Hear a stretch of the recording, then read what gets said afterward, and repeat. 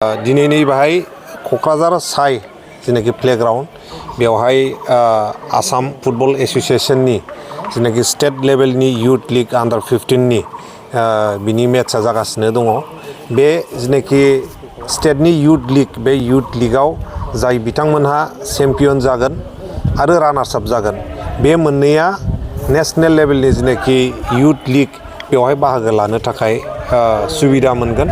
दा आसाम नाङैनो गुबुन दाब दाब जायगायाव बे लीगआ सोलिगासिनो दङ आरो बेवहाय गासै 10टा क्लाब आसामनि गुबुन गुबुन ओनसोलनि क्वालिफाइ जानाय 10टा क्लाबा बाहागो लादों।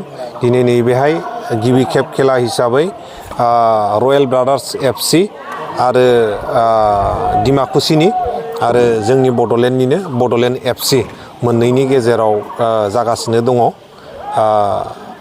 खोब मोजां गेलेगासिनो दङ जोंनि जेनाखि जाखांफुनाय फुटबलार्स बिथांमोनहा आरो आसा खालामो नैबेफोरबायदि युथ बा लाइमोनफोरनि जेनाखि लीग बेफोरनि गेजेरजोंनो जोंनि गेजेराव आरोबाव साबसिननिफ्राय हामसिन इयुनाव फैबाय थानाय समाव प्लेयार्सफोर जोङो सोरजिनो हागोन।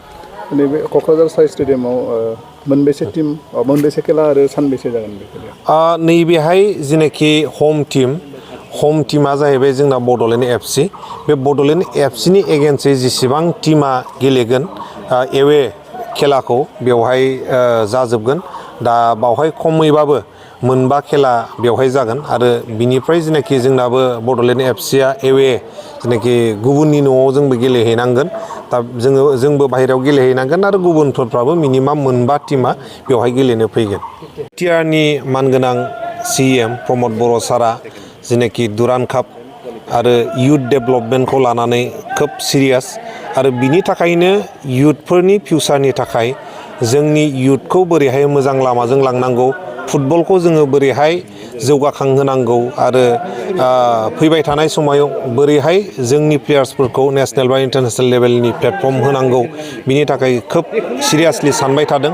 बिनि थाखायनो फैबाय थानाय समाव जेनाखि जुलाइ मासनिफ्राय दुरान्ड कापखौ फिन खनसेबाव क'क्राझाराव फाथिबावनो बा अर्गानाइज खालामबावनो खुंबावनो लाहार फाहार खालामदों आरो जोंखौ इन्सट्राक्सन होदों गासैबो बिथिङावनो मोजाङै खेल लानानै मोजाङै नोजोर होनानै खामानिखौ मावलांनो थाखाय आरो बिथांनि बोसोन होनाय मथे इन्सट्राक्सन होनाय मथे जोङो गासैबो दिगखौनो नायबाय थादों बोरैहाय फैबाय थानाय जेनाखि दुरान्ड काप बेखौ गाजा गोमजायै बयबो रायजो राजानि सहायजों सहजगजों हेफाजाबजों जोङो खुंनो हायो।